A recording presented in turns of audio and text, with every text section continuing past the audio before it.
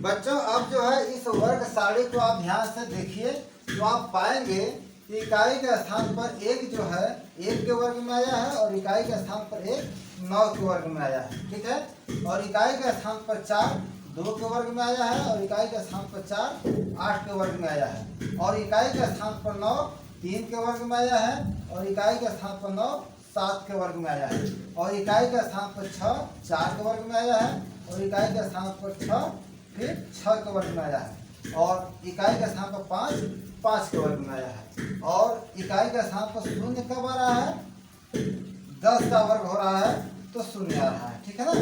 अब जो है यह बताने का प्रयोजन क्या है, क्यों मैं बता रहा हूँ, मैं इसलिए बता रहा हूँ कि यदि कोई वर्ग संख्या दी गई होगी प्रश्न में और पूछा जाएगा कि यह किसका वर्ग है तो आप अगर इसे गौर से देखे रहेंगे जानते रहेंगे तो आप तुरंत देखते ही बता देंगे, ठीक है ना। अब जैसे यहाँ पर आप देख रहे हैं कि 1 से लेकर के 10 तक यानी 0 से लेकर के अगर 9 तक की बात करें तो 1 है 4 है 5 है 6 है 9 है, ठीक है ना, और 0 है।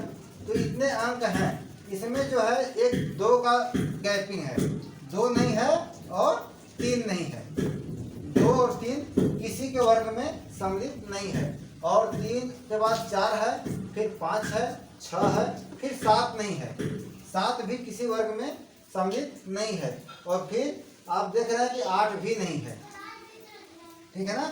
तो यदि कोई संख्या दी गई हो और पूछा जाए कि क्या यह पूर्ण वर्ग है तो यदि उसके इकाई के स्थान पर 2 3 7 8 अगर आपको दिख गया तो समझिए कि वह पूर्ण वर्ग नहीं है, ठीक है ना।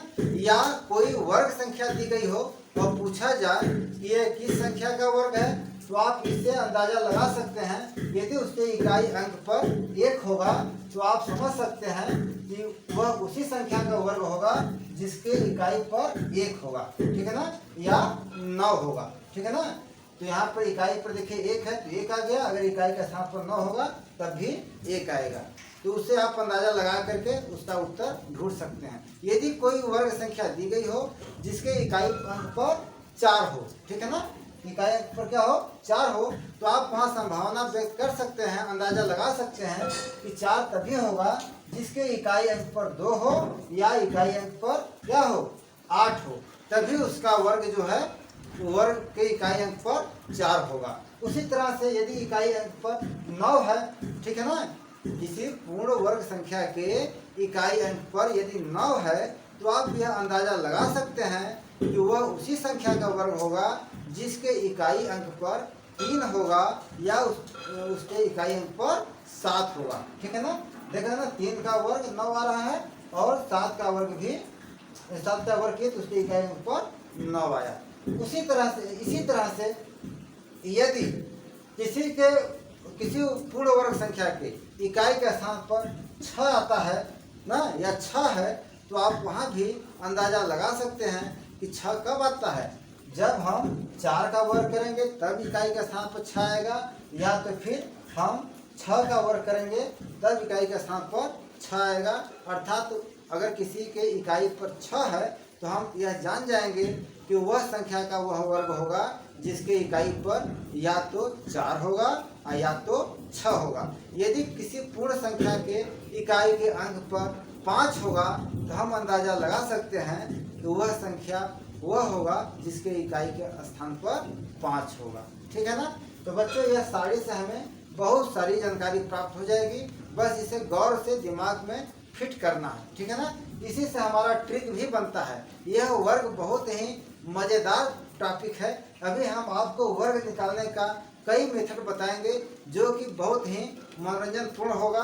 आप पूरा वीडियो देखते रहिए, निश्चित ही आपको वीडियो पसंद आएगा, ठीक है बच्चों। अब वर्ग निकालने के हम 3 मज़ेदार तरीके आप लोगों को बताने वाला हूं, जिसमें पहला है यदि आपको 1 का वर्ग 11 का वर्ग 111 का वर्ग 1111 का वर्ग और 11111 का वर्ग, इस तरह से वर्ग यदि निकालना हो तो आपका एक तरीका तो है कि उसी संख्या का उसी संख्या में गुणा कर दें। अगर 1 का वर्ग निकालना है तो आप 1 गुणे 1 कर देते हैं तो 1 निकल गया। 11 का वर्ग निकालना है तो 11 गुणे 11 करेंगे तो 121 आ गया। ठीक है ना। तो आप बिना गुणा किए ही इसका आप वर्ग जो है आसानी से प्राप्त कर सकते हैं। आप जो है इसे शुरू से अंत तक देखते जाइए, एक से एक बढ़ करके हम आपको इसमें वर्ग निकालने का तरीका बताएंगे। तो यहाँ पर चलिए हम एक का निकालते हैं। तो इसका तरीका यह है कि अगर यहाँ पर आप देख रहे हैं कि एक ही डिजिट है, एक ही अंक है ना, तो इसका वर्ग 1 हो जाएगा। और यहाँ 11 का वर्ग निकालना है। तो 11 का वर्ग कैसे निकालेंगे? 11 का वर्ग निकालेंगे कैसे? तो यहाँ देख रहे हैं 1 और 1 2 अंक है ना, कितने डिजिट हैं? 2 डिजिट हैं। तो हम क्या करेंगे कि 1 से 2 तक सीधी गिनती लिखेंगे और फिर उल्टी गिनती लिखेंगे। जैसे पहले 1 फिर 2 फिर अब उल्टा चलेंगे तो फिर 1 आएगा। तो देखिए 11 का वर्ग कितना हो गया? 121। और 11 का 11 में गुणा भी करेंगे तो 11 ग्राम 121 आ गया। ठीक है ना। तो हमें गुणा करना नहीं पड़ेगा, हम देखते हैं इसे तुरंत इसका वर्ग बता देंगे। अब यहाँ देखिए 111 का वर्ग है। ठीक है। तो यहाँ कितने डिजिट हैं? 1 2 3। तो हम क्या करेंगे कि 1 2 3 सीधा गिनती लिखेंगे और फिर यहाँ से उल्टा गिनती लिखेंगे।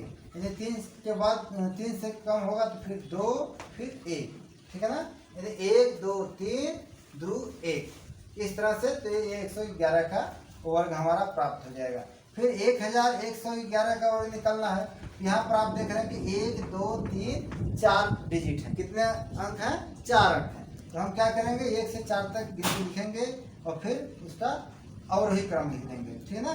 तो 1 2 3 4 तक लिख दिए बढ़ते क्रम में और फिर हम नीचे चलेंगे 4 से अवरोही क्रम में। तो 3 2 1।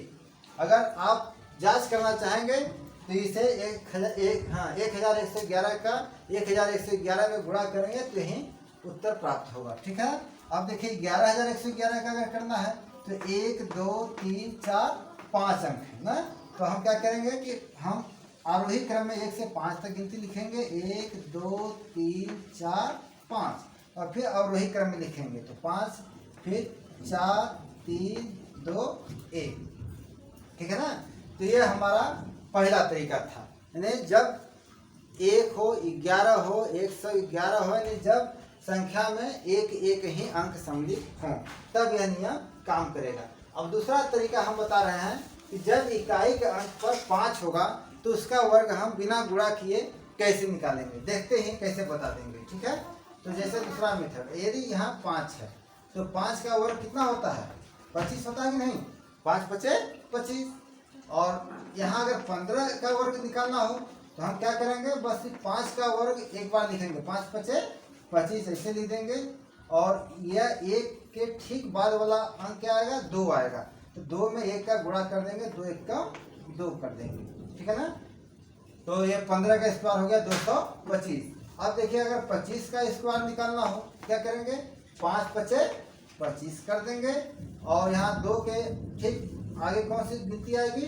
3 आएगी। यानी इसी में 1 जोड़ देना है। दहाई के अंक में 1 जोड़ करके फिर जो संख्या प्राप्त होगी उसी संख्या का इस दहाई में गुणा कर देंगे। जैसे 2 में 1 जोड़ दिए 3 हो गया। अब 3 का इसी 2 में गुणा कर देंगे, 3 दूनी 6। ये 25 का वर्ग निकल गया। अब चलिए 35 का वर्ग निकालना है। कैसे निकालेंगे? तो 5 का वर्ग हम लिख देंगे पहले, 5 5 25। अब 3 में 1 जोड़ देंगे, 3 1 4 हो गया और फिर उस 4 का इसी 3 में गुणा कर देंगे, 4 3 12 हो गया। तो 1225 हो गया। अब जो है अगर 45 का वर्ग निकालना है तो क्या करेंगे? तो 5 5 25 कर देंगे और 25 कर दिए ना। अब क्या करेंगे? तो अब 4 में 1 जोड़ देंगे तो 4 1 5 हो गया और 5 का 4 में गुणा कर देंगे तो 5 चौक के 20 हो गया। तो इस तरह से आप जो है 5 मतलब ऐसी संख्या जिसके इकाई पर जो है कि 5 हो, खास तौर से 100 के नीचे 2 डिजिट में बहुत आसानी से आप कर सकते हैं। ठीक है ना। बिना देखे, इसलिए कि आपको 10 तक का पढ़ा बहुत ही आसानी पूर्वक याद रहता है। ठीक है। हम तीसरा तरीका आप लोगों को बताएंगे जो कि सब में काम करेगा। ठीक है। अब बच्चों हम लोग तीसरा तरीका जानेंगे जो कि सभी संख्याओं पर लागू होता है। ठीक है ना। बहुत ही मज़ेदार तरीका है। जैसे अगर हमें 26 का वर्ग निकालना हो, ठीक है ना, तो यहाँ पर हम क्या करेंगे कि पहले इकाई का वर्ग कर देंगे। इकाई का वर्ग करेंगे। ठीक है, फिर दूसरे नंबर पर दहाई गुणे इकाई कर देंगे, दहाई गुणे इकाई और फिर गुणे 2 कर देंगे। ठीक है, और तीसरे नंबर पर क्या करेंगे, दहाई का वर्ग कर देंगे। ठीक है, अब इसी आधार पर इसी फार्मूला के तहत हम इसे हल करते हैं। देखिए, और 26 का वर्ग है तो हम पहले क्या करेंगे, 6 का वर्ग, इकाई का वर्ग है तो 6 का वर्ग कर दिया तो 6 6 का 36 आ गया ना। तो 36 नहीं लिखेंगे, 36 से 6 लिखेंगे और 3 को हासिल लगा देंगे। ठीक है, अब 2 में 6 का गुणा करेंगे, 2 6 का 12 हो गया और 12 में 2 का गुणा करेंगे, 12 में 24 और 24 में 3 जोड़ देंगे तो कितना हो जाएगा, 27। फिर हासिल लग गया 2। ठीक है, अब 2 का वर्ग कर दीजिए तो 2 दूना 4 और 4 में 2 जोड़ दिए 6। ये हो गया 26 का वर्ग 676। ठीक है ना। अब 26 गुणे 26 आपको नहीं करना पड़ेगा। अब जैसे मान चलिए यहाँ 57 है। ठीक है, 57 का वर्ग निकालना है तो 57 का वर्ग कैसे निकलेगा, तो हम क्या करेंगे कि पहले 7 का वर्ग करेंगे तो 7 सत्ते 49 से 9 लिखेंगे, हासिल लग गया 4। अब 5 और 7 का गुणा करेंगे तो 5 7 35 हो गया। अब 35 में 2 का गुणा कर दिए तो 35 दूना 70 हो गया और 70 में 4 जोड़ दिए तो 74 हो गया। फिर हासिल कितना लग गया, 7 लग गया। और फिर 5 का हम वर्ग करेंगे, 5 5 25 और 25 में 7 जोड़ देंगे, कितना हो जाएगा, 25 7 32। तो यह 57 का स्क्वायर हो गया। यदि आपको 25 का करना है, ठीक है ना, 25 का वर्ग, तो दूसरा मेथड में आप इसे जाने हैं। ठीक है ना, और इस मेथड में भी आप इसे हल कर सकते हैं। ठीक है, अब देखिए 25 का वर्ग करेंगे तो 5 का वर्ग करिए तो 5 5 25, हासिल 2 लगा दीजिए। ठीक है, अब देखिए 2 का 5 में गुणा करिए, 2 5 10 और 10 का 2 में गुणा करिए 10 दूनी 20 और 20 में 2 जोड़ दीजिए, कितना हो गया 22, हासिल फिर 2 लग गया। फिर 2 का वर्ग करिए, 2 दूना 4 और 4 में 2 जोड़ दिए 6, तो 625 आ गया। ठीक है ना। तो इस तरह से आप देख रहे हैं, आप जो अगर 3 अंक का भी करना चाहेंगे तो हो जाएगा। जैसे अगर हमें 115 का करना है, ठीक है ना, तो 115 का करना है तो हम पहले अब इसे क्या करेंगे कि इसे हम इकाई मानेंगे और ये दोनों को हम दहाई मान लेते हैं। ठीक है ना। तो अब यहाँ 5 का वर्ग करेंगे तो 5 5 25 हो गया, हासिल लग गया 2। अब देखिए 11 में 5 गुणा करिए, 11 5 55 और 55 दूना 110 और 110 में 2 जोड़ दिए तो 112। अब हासिल कितना लग गया, 112 में हासिल लग गया 11। ठीक है ना। अब 11 ग्राम 121, इसे दहाई माने हैं पूरे को, तो 11 ग्राम 121 होता है। तो 121 में 11 जोड़ दीजिए तो 1 1 2 और 2 1 3 हो गया 132।